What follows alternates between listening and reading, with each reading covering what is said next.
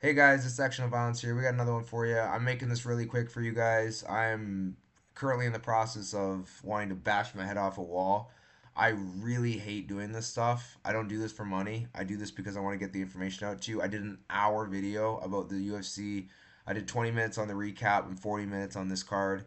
Now you're going to get maybe 10, 15 minutes on a whole recap, whatever. I'm going to go through it really quick for you guys. I'm not in the mood to deal with this stuff. I want to get the video out for you guys. If you have any questions, DM me in the Discord. I'm not in the mood. And this is it. If I don't do it tonight, right now, I'm not doing it at all. Honestly. I'm just not in the mood right now. That really just set me off. And it's like, bro, the last time it was like right away. It didn't start recording. I swear it was like 20 minutes in and it stops recording my sound. Like tell me that isn't just like the most whatever, man. You guys don't need to hear about my issues. So let's just get this over with. So you know, because I haven't missed a video all year. I'm not going to start today. Let's get it over with. UFC 330 recap. We had Weld versus Oral Bay. Oral Bay is not that good. Apparently, he lost to Wells. I'm not going to recap the fights. I'm just going to give you guys my honest opinion. I think Oral Bay is someone you got to not take seriously going forward. He's just a wrestler who goes for control, has some power, not very good. Moving on, Neil Magny versus Brahimij. Brahimij is just super mid. He quit pretty easily.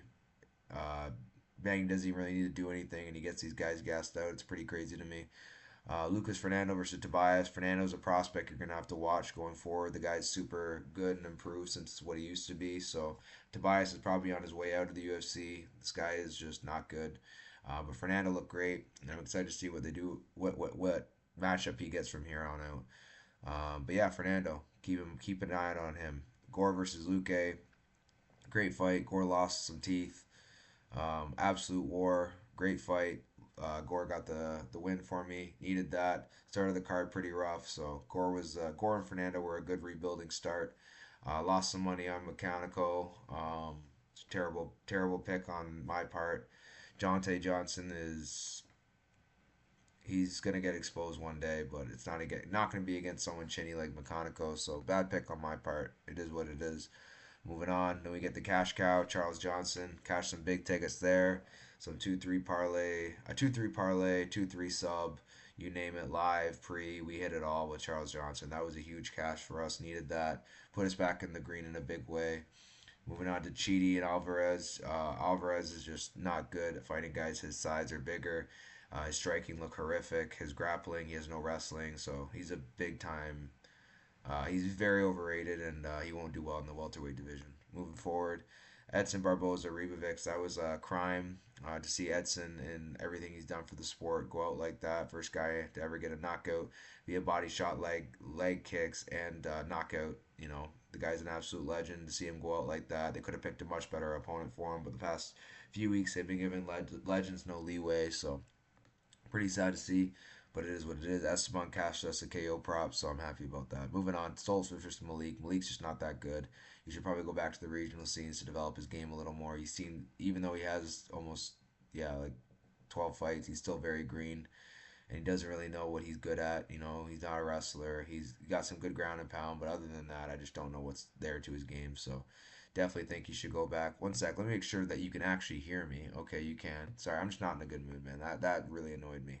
At least the last one was like what, 25 minutes, 15 minutes. This one I did a full hour video, so don't worry. I'll put the energy and the time into the next one, hopefully. But I'm going to be watching this little meter here you see, and if that meter isn't moving, then I'm gonna cut it off because that is crazy. I didn't even think that was possible. If you could start a video and you can hear me, 20 minutes in you could hear me, and then somehow it just cuts off. You guys can write in the comments. I don't understand how that happens, but anyways, Malik's not that good. Moving on. Jalen Turner, another cash cow for the card. That was the spot I went huge on. I put 2.5 units pre, and then I put another 2.5 units. And when I went to tell the Discord about it, he already got the knockout. So, I knew after the first little sequence that Fernandez was not going to win the fight. And in the face off, he just did not look very good. So, yeah, Jalen Turner is just a better fighter. Fernandez doesn't fight well on the back foot. And, yeah, easy cash. Dern versus Robertson. I had Dern. It was a very boring fight, uneventful, and screwed Dean Thomas. He's an absolute piece of garbage for how he conducted himself after that fight. Kenzie Duran got the win using her grappling. Her cardio was not what I thought it would be. I thought she could get a finish.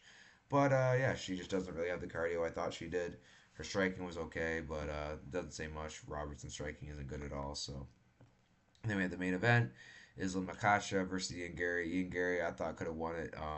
I thought it was 2-2 going into the fifth, but the judges gave round four to Islam via control and optics, I guess. But I thought the damage was all Ian, so I thought it was 2-2. But regardless, he would have lost because he gave up some key moments in the fifth round with the body triangle and couldn't get out. So Islam's the best in the world, and he did what he had to do to win. So 29-1, the guy's going on track to being the best fighter to ever do it. So yeah, man, big respect to Islam.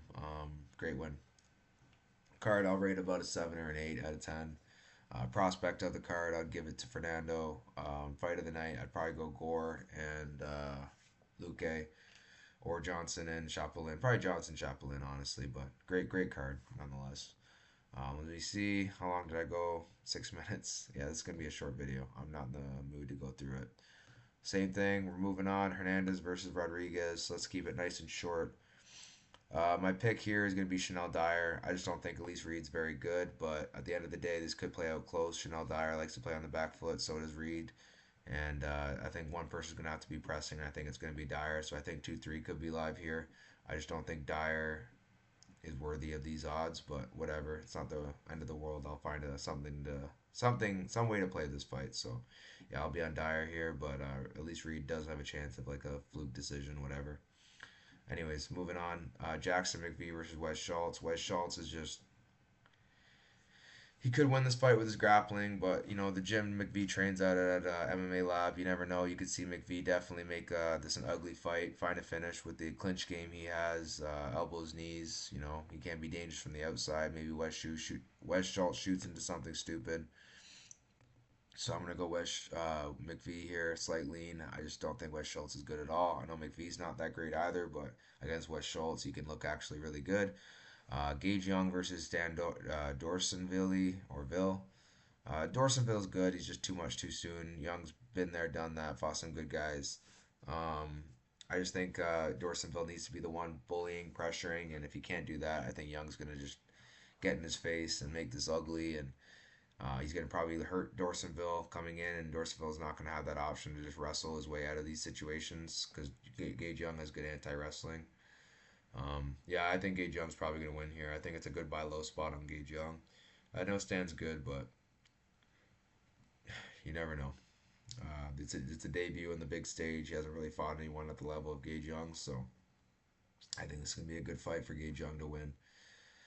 Yeah, Gage Young. Moving on. Mauricio Barboza versus Coos. It's going to be Barboza, but the odds are crazy. I can't do anything with this. Coos is definitely tough, so if he survives the early storm, I could see him potentially landing something to finish Barboza, but I doubt it, man. Barboza is very, very high level and only lost to like the better guys, so I don't think Coos is one of those guys he's going to lose to, so I'm going to go with Barboza. Just not interested at these prices. Nothing really worth it. Moving on, Hack Press versus Padilla. Close fight. Interested to see how this one plays out. I think Padilla is going to be on the front foot, but Hack Press going to meet him with power, and I think he could be definitely live here. So my pick's going to be Hack Press, but it's a very close fight. I got no money on this fight. I think it's too close to call. And yeah, it's going to be an interesting one. Definitely going to look for live potentially, or maybe what other people think about this fight. If they give me a strong read on the other side that I can agree with, maybe I'll go with that. But honestly, I'm not sold with this fight yet. I haven't fully decided what my pick is, what I'm doing with it. So yeah, my pick so far is Hack Press, but it could change. You never know. It's a close fight. Moving on, Gaziev versus Nishikwu. I think Gaziev's probably going to, gas out after the first round. And if Nishikwu doesn't get finished early, because you know him, he doesn't have the best chin. I think Gaziev is probably going to succumb to the pressure and the power of Nishikwu. So I'm going to lean Nishikwu at dog odds, but again, it's a close fight, 50-50 fight. No interest in this fight. Both guys are not that good. And yeah, so I'm going to go with Nishikwu, but it's a close fight. Anything could happen.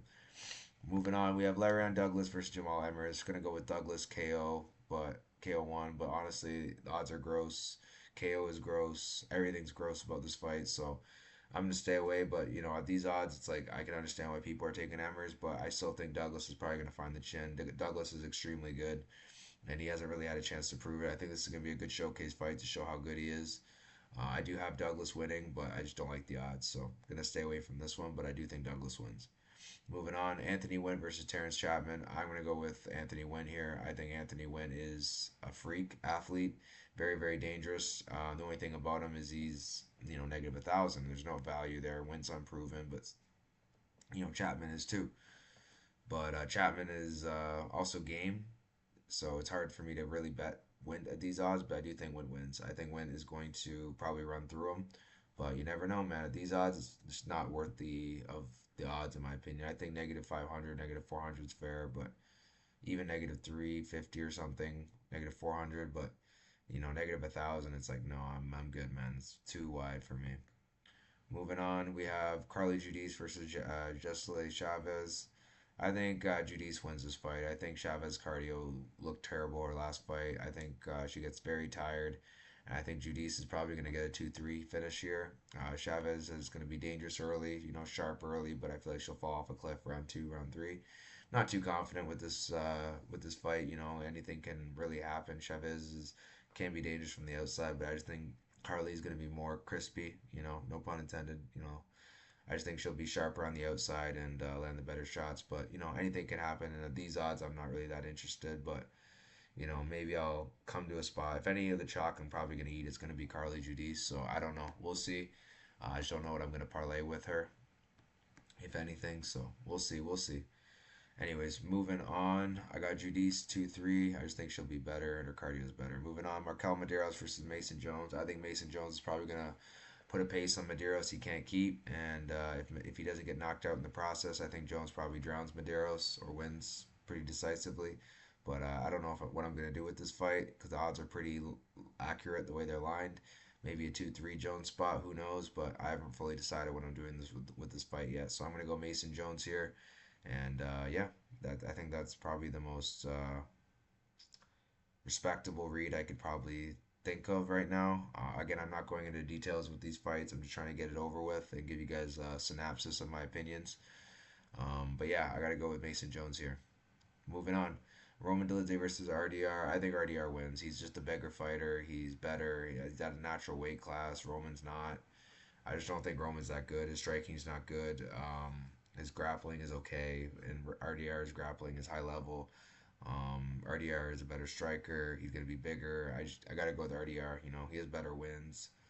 Roman's just a meathead who has some decent jiu-jitsu, so I'm gonna go with RDR here. But yeah, maybe RDR Judice. Who knows? I gotta really think about this. Moving on, we have Petrino versus Spivac. Another fight where it's 50-50 because we have Petrino who's dangerous early, but we have Spivac who is more technically sound in my opinion and has better grappling. So it's like I don't know. It's a 50-50 fight for me, especially early Petrino, and then as he gets tired, I could see Spivac taking over. So I have nothing on this fight. Honestly, I think it's too close to call, but I think I'm gonna lean Petrino here, or sorry, Spivac. But like I said, it's too close to call, and I honestly just have nothing, you know, no strong convictions with this fight. So lean Spivac, but it's close, man. It could go either way. Moving on, Anthony Hernandez versus RoboCop. I think RoboCop early is live, but as the fight goes on, I think RoboCop's going to be in trouble with the pace, the wrestling, etc. So, um, I don't know, man. I'm back and forth on this fight. So, a lot of these fights, they're like 50-50, 55-45. I'm going to just tell you guys don't take this opinion as final. My opinion could change come fight day. So, I'm going to go Anthony Hernandez for now just because of the cardio and you need to hurt him to the body to really get him out of there. But yeah, I think Hernandez is live later, and it's a 5 round fight, so Rodrigues better get him out of there early. And if he doesn't, I think he's going to be in a world of trouble because we don't really see so many people trying to wrestle Rodrigues. So I feel like this is going to be a interesting fight for sure. Really, really good fight, good card. Yeah, I'm going to lean fluffy, but it's a close fight, especially because Rodrigues is going to be live early. But anyways, let me give you guys my prospect of the card. It's probably going to be Mauricio Barboza. My fight of the night is probably going to be um, Stan Dorsonville versus Young. Most confident picks, I'd probably have to say number one. Judice, two, or sorry, number one, Win. Number two, Judice.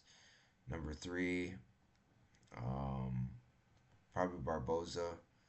Number four, let me see what I have here.